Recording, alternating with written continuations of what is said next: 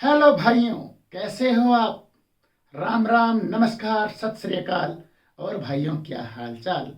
हम लेकर आए हैं एक और नई वीडियो साइंस की हमारे इम्पैक्ट एजुकेशन पॉइंट चैनल पे।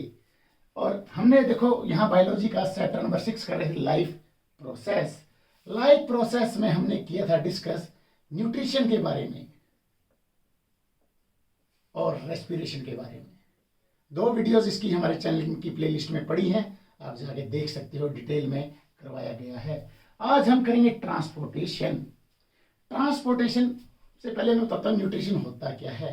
न्यूट्रिशन में हमारा खाना हमने खाया, खा के उसको हजम करना, पचाना, ठीक है, ये आता है न्यूट्रिशन के अंदर। हम खाना खुद बना के खाते हैं या किसी और पे निर्भर हैं, ऑटोट्रॉप्स, हेटेरोट्रॉप्स, ये सब हमने न्यूट्रिशन के अंदर डिस्कस किया था। रेस्पिरेशन में क्या होता है, जो खाना पचाया गया है उसको ब्रेक डाउन करना, तोड़ना, किसमें, एनर्जी में। वो एनर्जी जो हमारे शरीर के काम आती है, चलने फिरने के काम। देखो स्टार्ट ये कहाँ होती है, सेल के अंदर, साइटोप्लाज्म में। वहां 3 कार्बन में टूट जाती है। उसके बाद माइटोकॉन्ड्रिया, जिसको पावर हाउस ऑफ सेल कहा जाता है, उसके अंदर ये कंप्लीटली ब्रेक डाउन हो जाती है कार्बन डाइऑक्साइड, वाटर और एटीपी में, ठीक है। इसलिए इसको पावर हाउस कहा जाता है माइटोकॉन्ड्रिया का। ये हमने डिस्कस कर लिया था पिछली वीडियोस में। आज हम डिस्कस करते हैं ट्रांसपोर्टेशन। अब देखो, खाना खाते हैं, खा के हजम होता कहाँ है, ऑब्जर्व होता कहाँ है, स्मॉल इंटेस्टाइन में। स्मॉल इंटेस्टाइन ऑब्जर्व करती है ग्लूकोज को, जो कार्बोहाइड्रेट से कन्वर्ट होता है, फैटी एसिड को, और एमिनो एसिड। बहुत सारे मिनरल्स भी हैं, vitamin A, vitamin B, vitamin C, calcium. वो उन पे डाइजेशन नहीं लगता, वो डायरेक्टली उठाए जाते हैं। मेनली इन पे हमारा पाचन तंत्र काम करता है, ठीक है। इसको एब्जॉर्ब किया स्मॉल इंटेस्टाइन ने, और स्मॉल इंटेस्टाइन से वो बॉडी पार्ट में पहुंचाना है। मतलब यहां हमारा इकट्ठा हुआ भोजन, उसको पहुंचाना है बॉडी पार्ट्स में। बॉडी पार्ट्स में मतलब सेल के अंदर, जहां उनकी ब्रेकडाउन होगी एनर्जी के अंदर, ऊर्जा में। तो ये पहुंचाने का काम करता कौन है, ये पहुंचाने का काम करता है ब्लड, खून। अब खून की बात आ गई तो खून को कंप्लीट कर ही लेते हैं। यहाँ पे ब्लड जो होता है, इसमें क्या क्या होता है, इसमें होता है plasma, WBC, RBC and platelets. अब प्लाज्मा का काम क्या है, जो हमारे ब्लड के अंदर प्लाज्मा होता है, प्लाज्मा मुख्यतः इन चीजों को उठाता है, glucose, fatty acid, amino acids और भी मिनरल्स को उठा के इनको कहां लेके जाता है, सेल तक लेके जाता है। WBC, white blood corpuscles,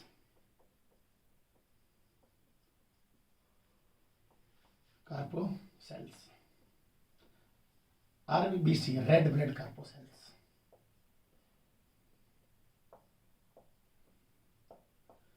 WBC का काम क्या है, WBC जो हमारे व्हाइट ब्लड कार्पोसेल्स होते हैं, इनका काम है हमारे शरीर को रोग से दूर रखना, डिसीज से दूर रखना। इसलिए WBC को हम कहते हैं सोल्जर सेल्स। मतलब ये हमारे शरीर को गार्ड करते हैं बीमारियों से। जो बीमारी फैलाने वाले कीटाणु हैं, जीवाणु हैं, विषाणु हैं, वायरस हो गए, बैक्टीरिया हो गए,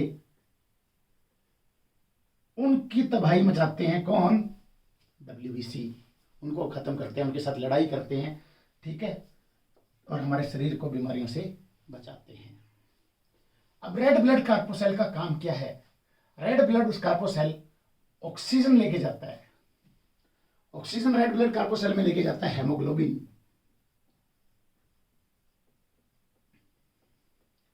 जिसको हम HB भी कहते हैं। हम ब्लड टेस्ट करवाने जाते हैं, हमारे शरीर में ब्लड टेस्ट करवाते हैं, डॉक्टर कहता है, रिपोर्ट में आता है कि 12 ग्राम खून है, 14 ग्राम खून है, 10 ग्राम खून है, 16 ग्राम खून है, 17 ग्राम खून है।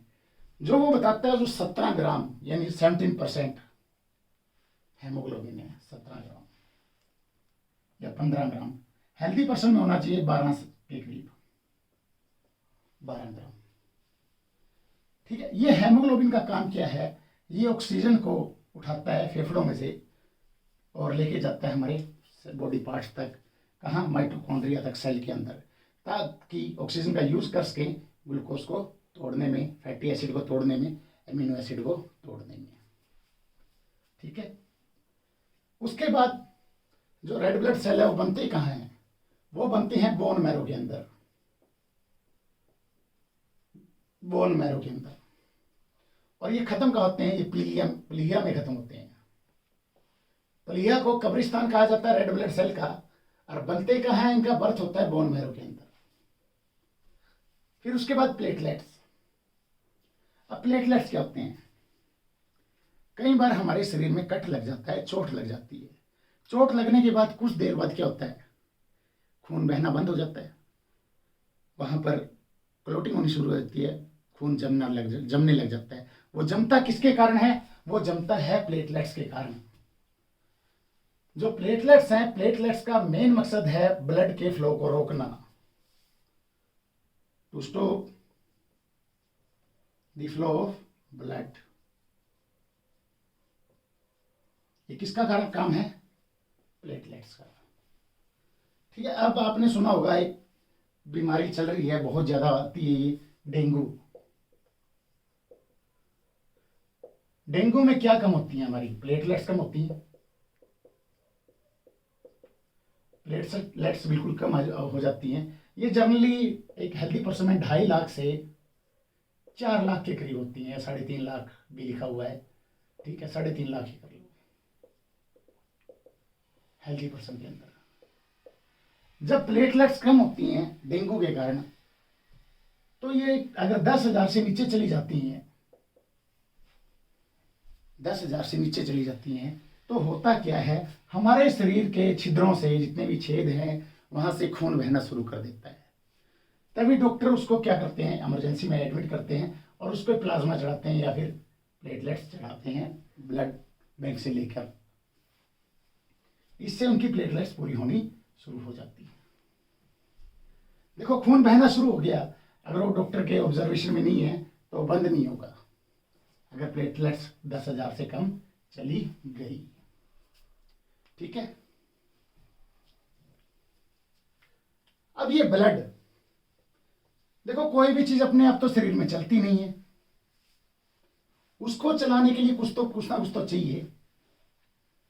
अब देखो ब्लड को कितना टहलना पड़ता है, कहां से कहां जाता है, फेफड़ों से बॉडी पार्ट्स तक जाता है, क्या पता पैर के सेल को चाहिए हो, वहां तक भी जाएगा।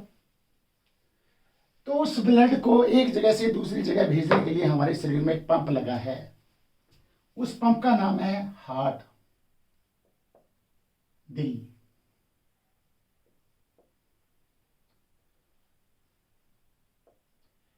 दिल,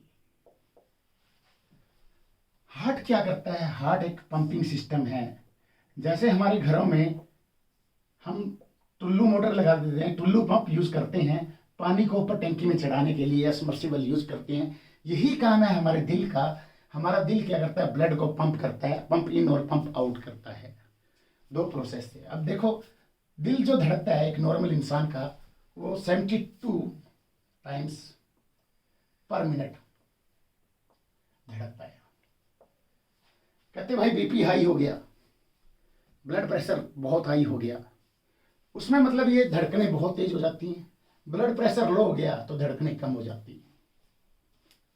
अगर ये 200 के करीब चला गया तो हार्ट अटैक के चांसेस क्रिएट हो जाते हैं। हार्ट अटैक के और भी कारण होते हैं, वो बताऊंगा। 72 से नीचे चला गया, लो चला गया, मतलब ये 40 या 30 के करीब चला गया, तो कहते हैं हार्ट फेल के चांस हो जाते हैं।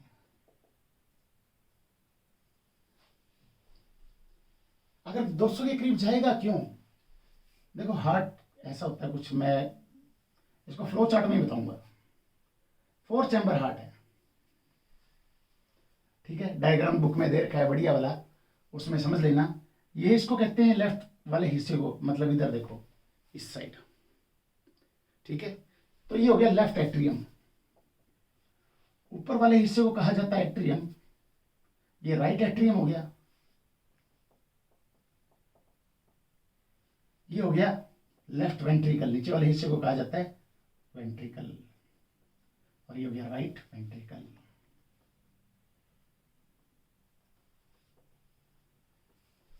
लेफ्ट एट्रियम और राइट वेंट्रिकल। अब कहते क्या हैं, देखो वेट्रियम के अंदर खून प्रवेश करता है दोनों साइड से, और वेंट्रिकल के अंदर से बाहर निकलता है। ठीक है, अंदर कैसे आता है, कॉन्ट्रैक्शन के कारण, हमारा दिल कॉन्ट्रैक्ट हो जाता है, कॉन्ट्रैक्शन के कारण आता है हमारे अंदर क्या, खून सिकुड़ जाता है, सिकुड़ेगा तो सब चीज को सक्शन पंप की तरह अंदर खींचेगा, तो सारे खून को अंदर की तरफ खींचेगा, और फिर करेगा रिलैक्सेशन, रिलैक्स हो जाएगा मतलब खुल जाएगा, ओपन होगा तो खून को बाहर फेंकेगा, किसके थ्रू, वेंट्रिकल्स के थ्रू। ठीक है, अब हार्ट अटैक किस कारण से आता है, देखो हम फैट खाते हैं, घी खाते हैं, खा रहे हैं, दड़ोदड़ खा रहे हैं, मेरी त्रिया मोटे हो जा रहे हैं, ठीक है, सेहत बना रहे हैं, फैट की तरफ ध्यान दी, इसमें क्या होगा, हमारे शरीर की जो नसें हैं, वेन्स या आर्टरीज हैं, वेन्स एंड आर्टरीज, उनके अंदर जो वेन होगी, यहां से ब्लड जाना है, यही लगा लेते हैं ये। ठीक है, जब ब्लड इसके अंदर से ट्रेवल करेगा तो यहां जब जमा हुआ है खून, फैट जमा हुआ है, जब यहां से ब्लड जाएगा, इसने तो अपने पूरे प्रेशर से पंप करना है, जब ये पूरे प्रेशर से पंप करेगा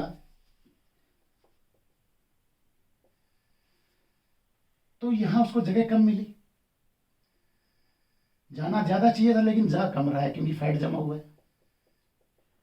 तो नसों पे जोर पड़ेगा, दिल पे जोर पड़ेगा, इसके कारण आ जाता है हार्ट अटैक, और हमारा बीपी भी हाई हो जाता है।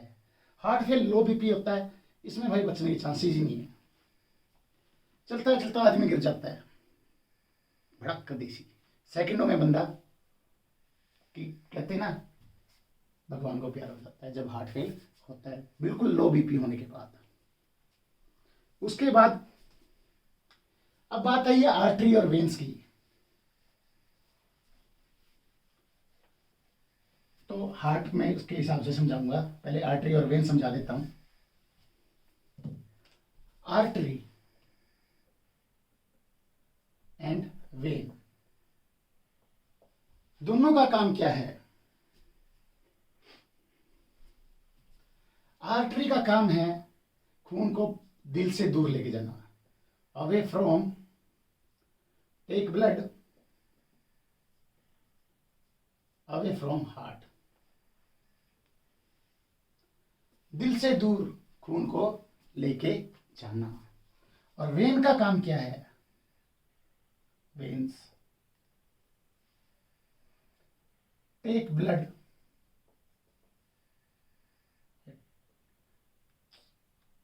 टुवर्ड्स हार्ट, ब्लड को दिल की तरफ लेके आना। ठीक है, ब्लड को दिल की तरफ लेके आना, दिल के अंदर लेके आना, वो काम है वेन का। आर्टरी का काम है ब्लड को बाहर लेके जाना, दिल से दूर लेके जाना। ठीक है, अब इसका स्ट्रक्चर करते हैं, बस यही है आर्टरी और वेन में मेन डिफरेंस। उसके बाद एक कैपिलरी आती है, कैपिलरी होती है छोटी छोटी नसें, जो हमारे हाथ में छोटी छोटी धागे टाइप नसें दिखती हैं, बाकी बॉडी पार्ट्स तक खून को पहुंचाती है वेन्स या आर्टरीज से, आर्टरीज से लेके खून को बाकी बॉडी पार्ट तक पहुंचाएगी, वह कैपिलरीज। अब हम दिल का स्ट्रक्चर बना लेते हैं, यहाँ पे फ्लो चार्ट के द्वारा समझाएंगे, क्योंकि भाई मेरी ड्राइंग गजब है। 4 चैम्बर हार्ट है अपना, यहां है लेफ्ट एट्रियम, यहां है लेफ्ट वेंट्रिकल, यहां है राइट एट्रियम,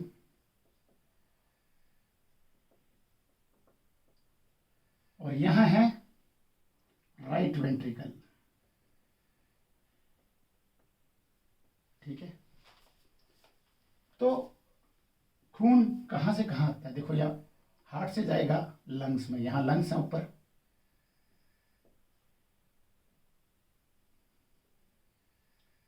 वेंट्रिकल से खून बाहर की तरफ जाता है, लेके कौन जाती है, आर्टरी। कौन लेके जाती है, आर्टरी। तो इस आर्टरी का नाम है पल्मोनरी आर्टरी, पल्मोनरी आर्टरी। जो खून दिल से कहाँ लेके जा रही है, फेफड़ों की तरफ। अब जब फेफड़ों की तरफ जा रहा है तो इस खून में क्या होगी, ऑक्सीजन कम होगी, तो ये ब्लड होता है डीऑक्सीजनेटेड ब्लड, डीऑक्सीजनेटेड ब्लड, क्योंकि ये शरीर में से ट्रेवल होके आया है तभी इसमें आया है। और फिर लंग से जो देखो एट्रियम में हमारा खून एंटर करता है दिल में, और वेंट्रिकल से बाहर निकलता है, और जो लेके जाती है खून को बाहर उसको आर्टरी कहते हैं, और जो लेके आती है उसको हम कहते हैं वेन। तो ये वेन होगी, इस वेन का नाम है पल्मोनरी वेन। अब फेफड़ों में खून गया, इसने यहाँ कार्बन डाइऑक्साइड छोड़ दिया, जो उधर गैसेस थी वो छोड़ दी, यहाँ से ऑक्सीजन उठाई, ठीक है, वो लेके कौन आएगी एट्रियम तक, पल्मोनरी वेन। तो ये ऑक्सीजनेटेड ब्लड होगा।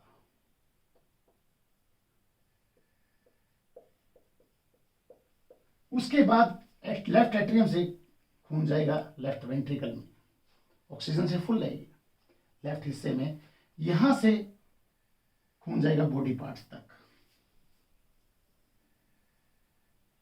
बॉडी पार्ट्स तक। और ये हमारे शरीर की सबसे बड़ी आर्टरी है जो खून को लेके जाती है लेफ्ट वेंट्रिकल यानी हार्ट से बॉडी पार्ट्स तक, उसका नाम है ओर्टा। ये भी ऑक्सीजनेटेड है, इसमें भी ऑक्सीजन है, ऑक्सीजन की प्रेजेंस एक्सेस में है। उसके बाद बॉडी पार्ट्स ने क्या किया, सेल्स ने यूज किया ऑक्सीजन को, ग्लूकोज को तोड़ा, और वहां कार्बन डाइऑक्साइड पैदा हुई, वाटर पैदा हुआ और एनर्जी पैदा हुई। अब वो कार्बन डाइऑक्साइड को लेके आने का काम किसका है, वेन्स का, और इस वेन का नाम है vena cava, vena cava. Question कई बार आ जाता है लार्जेस्ट आर्टरी कौन सी है, ओर्टा, लार्जेस्ट वेन कौन सी है, वेना कावा, ठीक है। इसमें क्या होगी, ऑक्सीजन नहीं है, तो ऑक्सीजन की प्रेजेंस नहीं है, डीऑक्सीजनेटेड ब्लड होगा, एंटर करेगा राइट एट्रियम में, राइट एट्रियम से एंटर करके वो राइट वेंट्रिकल जाएगा, वहां से सीधा लंग्स में चला जाएगा। ये है हमारा फ्लो ऑफ ब्लड। देखो दोबारा बता रहा हूं, खून एंटर ब्लड में कहां से करता है, ब्लड एंटर हार्ट में कहां से करता है, वो करता है एट्रियम से, दोनों साइड एट्रियम से एंटर करेगा, चाहे वो बॉडी पार्ट से आए चाहे वो लंग से आए, निकलेगा कहां से, वेंट्रिकल से, दोनों साइड, चाहे वो दिल की तरफ जाए, फेफड़ों की तरफ जाए या बॉडी पार्ट्स की तरफ जाए, ठीक है, वेंट्रिकल से निकलेगा। ब्लड की तरफ खून लेके आने का काम किसका है, वेन्स का है, और ब्लड से दूर लेके जाने का काम किसका है, आर्टरी का है।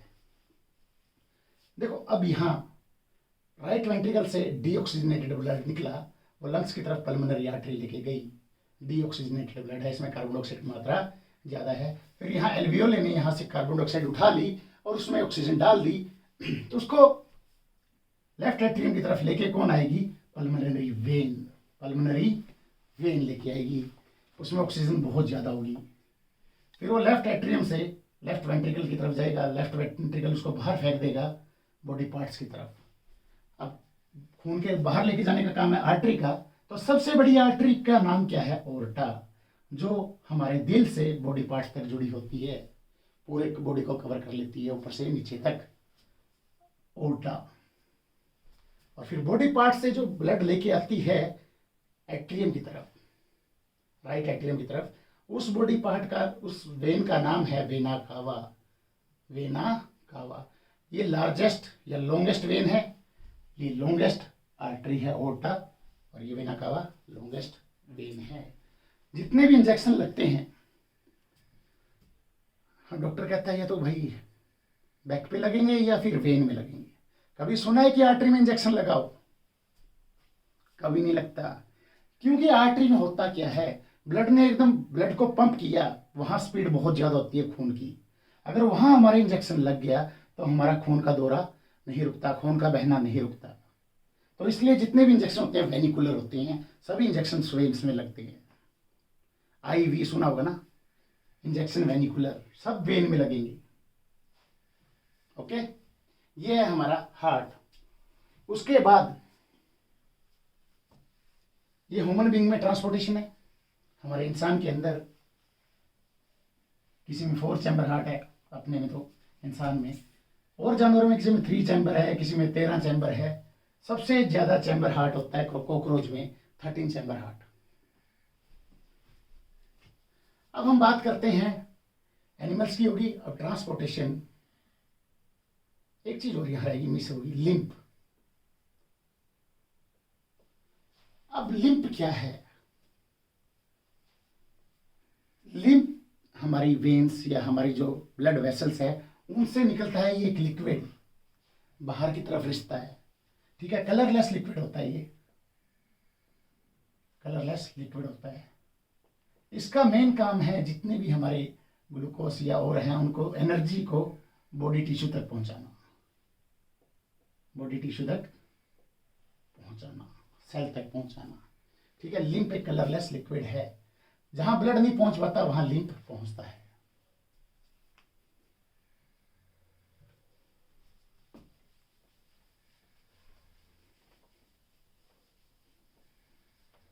अब करते हैं ट्रांसपोर्टेशन इन प्लांट। अब ट्रांसपोर्टेशन प्लांट्स में भी होती है। देखो, उनको मैं ज्यादा डिटेल में नहीं कराऊंगा क्योंकि जाइलम और फ्लोएम के बारे में हम डिटेल में कर चुके हैं 9th क्लास में। बाकी मैं 9th क्लास की वीडियो में उसको डिटेल में पढ़ाऊंगा। अभी बेसिक हम करेंगे ट्रांसपोर्टेशन होता कैसे है प्लांट्स के अंदर। अब आपको पता है हमने न्यूट्रिशन में किया था photosynthesis process.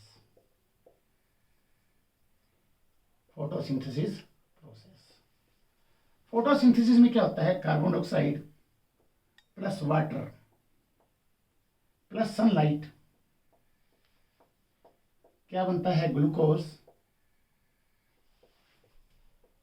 Plus oxygen. Balance कर लो यार इसको।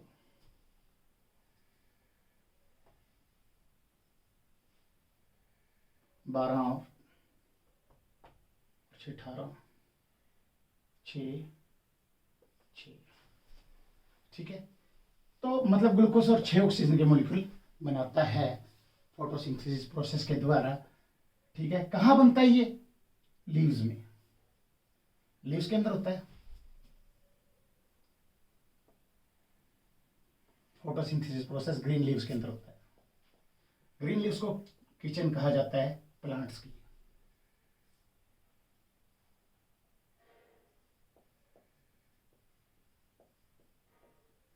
इसमें होता क्या है? देखो, इसको कार्बन डाइऑक्साइड चाहिए। कार्बन डाइऑक्साइड तो इसको यही लीव्स के अंदर से मिल जाती है स्टोमेटा के थ्रू। स्टोमेटा इसको कार्बन डाइऑक्साइड दे देता है, अंदर ही लेगा, सीधा यहीं पे दे देगा।